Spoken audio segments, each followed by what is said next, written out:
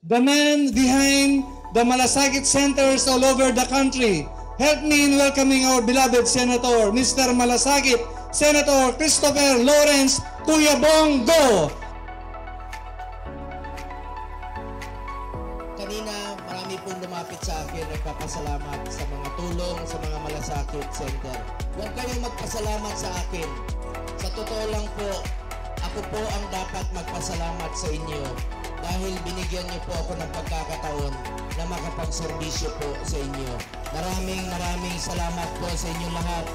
Hindi ko po sasayangin yung pagkakataon binigay niyo po sa akin. Magtatrabaho po ako para sa Pilipino. Maraming chairman ng Committee on Health. Prioridad ko po, Malasakit Center, Super Health Center at Regional Specialty Center. Meron na tayong 165 na Malasakit Center sa buong Pilipinas.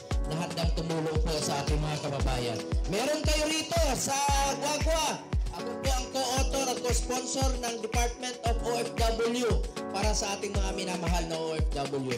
Unahin ko yung mga programang makakatulong sa mga mahirap nating kababayan. Yung alawa, iba rin po ito, Super Health Center. Proyekto po ito ng DOH na isinulong ko. Mahigit 600 na po ang itatayo sa buong Pilipinas, kasama na ang 14 sa Pampanga. Pangatlo, Regional Specialty Center. Ito po yung mga heart center, kidney, itatayo sa mga specialty center sa mga DOH hospital. Ako po ang principal sponsor. Chairman din po ako ng Committee on Sports. Gusto kong ilayo ang mga kabataan sa illegal na droga. Get into sports, stay away from drugs to keep us healthy and fit. Isa ako sa mga sponsor ng National Academy of Sports, eskwelahan sa New Clark City. Pwede mag-aral, pwede mag-training ang estudyante. Walang masasakripisyo. Unahin po natin ang pag-aaral ng ating mga kabataan.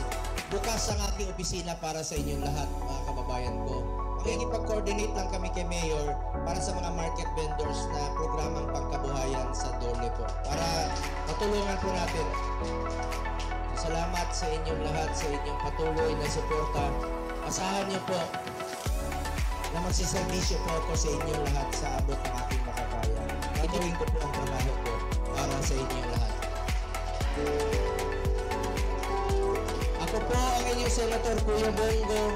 Patuloy na magsiservisyo sa inyong lahat dahil ako'y naniniwala na ang serbisyo sa tao, serbisyo po yan sa Diyos.